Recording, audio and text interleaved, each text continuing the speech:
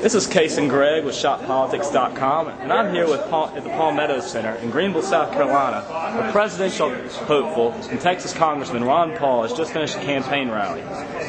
He's been gracious enough to sit down with us today. And Dr. Paul, welcome to South Carolina. Well, thank you. It's nice to be here today. At the onset of this process, you were considered by many to be a long shot in this campaign. In fact, I don't know if you're a gambling man, but Vegas set your odds at roughly 200 to 1. However, just this past week, Vegas is starting to take notice. They dropped your odds to 15 to 1.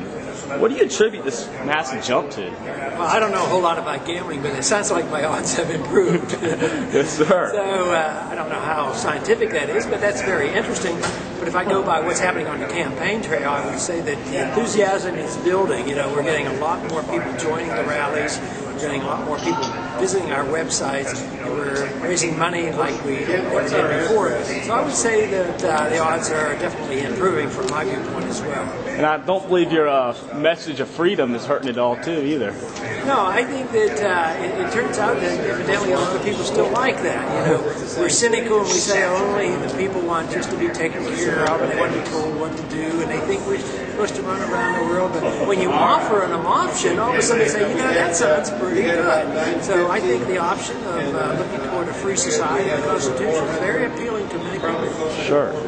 One issue the left has really brought into the limelight this election is that of socialized health care. You're an experienced obstetrician. You've delivered over 4,000 babies. From a medical standpoint, and politics aside, do you believe socialized health care is even feasible? No, I think it would be the worst thing to do because it just lowers the quality and raises the cost. And we've had an introduction to it because for 35 years now we've had a sort of a corporate approach to medicine. The costs have gone up. Everybody's unhappy. The patients are unhappy. The doctors are unhappy. The government bureaucrats are getting fat over it. The drug companies like it. HMOs like it. But it's really not helping the patient. So we have to look at whether or not medicine can be delivered in the marketplace, and I believe it can. There's no reason why we should give up on it. And it's in our tax laws that have demanded that we promote medical care through government controls. And those laws have to be changed. We have to encourage people to take charge of their medical care. That is, have these medical savings accounts where they can get the money back from their taxes. They get to save it if they don't spend it. So the incentive then is to spend less and to talk more with the doctor about how much they're going to pay for medical care. And when the doctor-patient relationship exists, it's much better for medical care, but it's also better for the economics of medicine. Sure. You've spoken out against the Patriot Act, the UN, the Fed, the IRS, NAFTA, CAFTA, you name it. All these organizations and acts that are unconstitutional and you seem to be inefficient. In January of 2009, when President Paul takes the office, what's the first to go? What takes priority?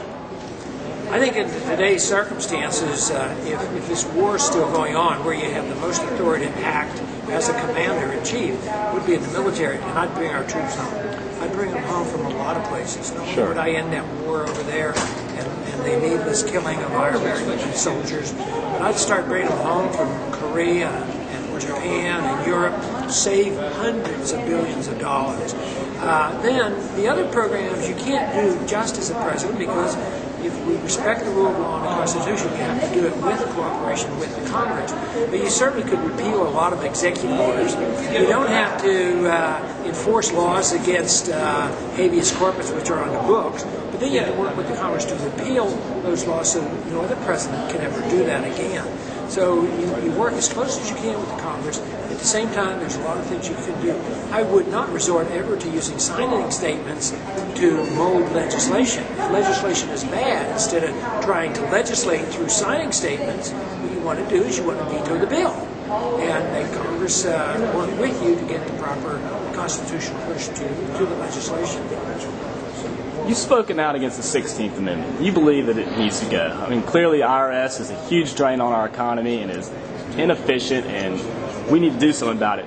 What do you see there needing to be a substitute, or can we just go without it? Like, would the fair tax be an option? What do you think about that plan? Well, I've promised the people that I represent in Texas that I would never vote to expand income tax and do whatever I can to get rid of the income tax as well as the 16th Amendment. But the question is, it always comes up, well, if you get rid of the income tax, what are you going to replace it with? Well, my real goal would be to not replace it with anything. You don't have to. Up until 1913, we didn't have an income tax. And but that won't work either unless you cut spending. Because if you cut the income tax and you continue to spend the way we do, you just blow up the deficit even more. And the Federal Reserve then resorts to creating more money, and the problems just get worse. But you have to cut, and the easiest place to cut is on these overseas expenditures. So our domestic economic and tax problems that we have can be solved only by looking at foreign policy, because that's the best area to cut. People are sick and tired of what we're doing. It's costing us too much money. People are dying. So I think the American people are ready for a constitutional pro-American foreign policy, which is part of our Constitution and which was so advised so strongly by the founders of this country. Last question. One final question. I know you're a busy man. You got a lot of campaigning to do. I'll let you go. Our borders are clearly a mess right now. I mean, they've been called Swiss cheese borders. I could think of even worse terms than that. What do you plan on doing about this problem right now? The first thing we would do is bring those border guards home from Iraq, where we've sent them. They should be on our borders. And then when we bring our troops home, we would have the personnel and the funds to patrol our borders, because that is a legitimate federal function. But I would work real hard to diminish the incentives. No easy citizenship, no automatic citizenship just by being born here, no amnesty, but get rid of some of the incentives like free medical care and free education. Because of the assumption that we will allow them to break the law and come in and become citizens, at the same time they can have their families have medical care and education, why wouldn't they come? Literally, dozens of hospitals have gone broke in Texas because they've had these mandates. They've had to provide these fair services, and school districts are having a lot of trouble. And what do? They resort to asking the federal government for more help and more control and more debt, more printing money. So that whole problem is compounded by our federal government mandating these things on our states. But there's a lot we could do. If we had a real healthy free market economy, believe me, immigration wouldn't be a problem. And immigrants could come here and they could work. They wouldn't be getting special benefits, and the problems would be so much different. But today, under a strained economy, our good jobs are going overseas. There's a lot of resentment, especially when our citizens see them using food stamps in the grocery lines, or see them in line in the emergency rooms or in our schools demanding bilingual education.